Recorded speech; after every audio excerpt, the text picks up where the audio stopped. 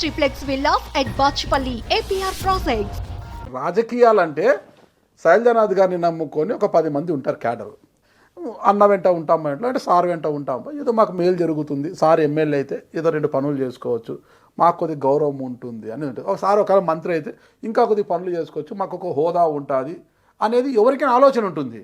అంటే మీరు బాగుంటే, మీరు రాజకీయంగా బలంగా ఉంటే మీ చుట్టూ ఉన్న వాళ్ళు బాగుంటారనమాట.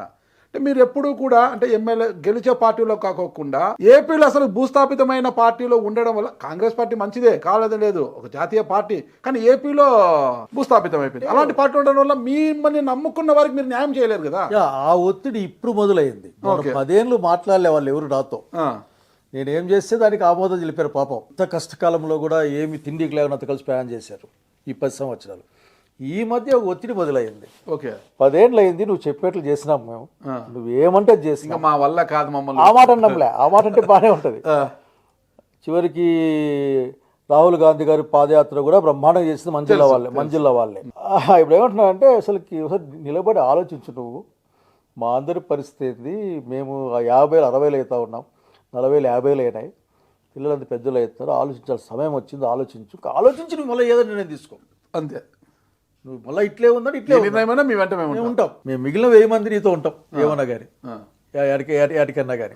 కానీ ఆలోచించకుండా పోతా ఉన్నాం, మేము వెనక వస్తూ ఉన్నాం అని ఈ మధ్య ఒక 2-3 మంత్స్గా మొదలైంది. ఒత్తిడి మొదలైంది.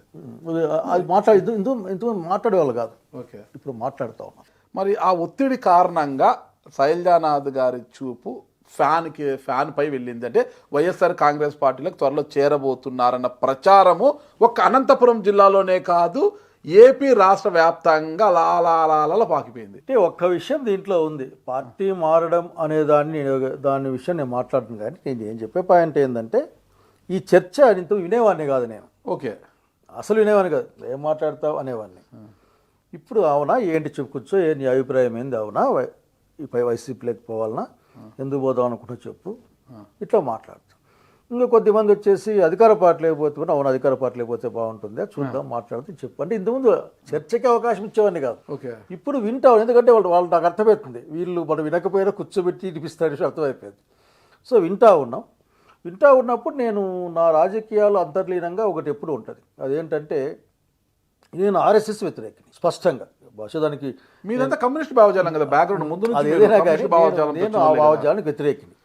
అట్లాగే నేను మనుధర్మ శాస్త్రంపై నిర్మించబడి ఏ సమాజంలో నీతికని వ్యతిరేకిని నేను. సో సహజంగా అటువంటి అప్పుడు నా యొక్క మంచి మాట కానీ, నా యొక్క గుడ్ విల్ కానీ ఎన్డీఏ కూటమి పట్ల ఉండే అవకాశం లేదు. ఓకే, ఎందుకంటే చంద్రబాబు నాయుడు ఆయన సెక్యులర్ చెప్పుకున్నప్పటికీ ఈ మధ్య మాట మారుస్తూ ఉన్నాడు. నేను ఎన్డీఏ ముఖ్యమంత్రిని, నాది ఎన్డీఏ ప్రభుత్వం, ఎన్డీఏ శాసనసభాపక్షం అని ఇట్లా. సో ఇప్పుడు NDA nothing but BJP and RSS యొక్క బ్యాక్గ్రౌండ్ పనిచేస్తుంది కాబట్టి నేను జగన్మోహన్ రెడ్డి గురించి ఏమైనా మంచిగా మాట వింటున్నా. నేను కూడా వీలైతే అతను మంచి ఎత్తుకే ప్రయత్నం చేస్తూ ఉన్నా. Because I think is not in the NDA. అవసరార్థం ఏదైనా అటు ఇటు మాడుకోవచ్చేమో కానీ, బట్ ఈజ్ నాట్ ఎన్డీఏ. దానివల్ల మీకు అట్లా అనిపిస్తూ ఉంటుంది. రెండవది, పార్టీ మార్పులు నాకు అనిపించడం లేదు, పబ్లిక్ నుంచి వస్తున్న వాదన ఇది. శైలజానాథ్ గారు త్వరలో వైఎస్ఆర్ కాంగ్రెస్ పార్టీ తీర్థం పుచ్చుకోపోతారు కాదు, అవునండి చేరుతున్నారు, కానీ అది ఆయన భవిష్యత్తు కోసం కాదండోయ్, కొడుకు డాక్టర్ రుత్విక్ కోసము ఆయన ప్రయత్నాలన్నీ. రుత్విక్ని కూడా రాజకీయ నాయకుడిగా చూడాలనుకుంటున్నారు, ఒక ఎమ్మెల్యేగా చూడాలన్నది ఆయన ఆకాంక్ష. కొడుకు యొక్క భవిష్యత్తు కోసమే ఆయన అలాంటి నిర్ణయం తీసుకుంటున్నారు అంటున్నారు.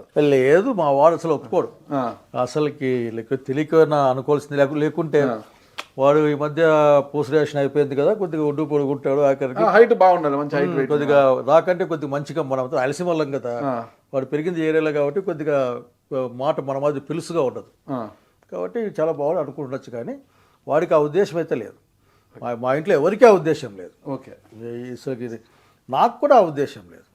కారణం ఏంటంటే రాజకీయాల్లోకి వస్తే ఏమవుతుందో నాకు తెలుసు. సుమన్ టీవీలో మీ పర్సనల్ అండ్ బిజినెస్ ప్రమోషన్స్ కోసం కింది నెంబర్కి కాంటాక్ట్ చేయండి.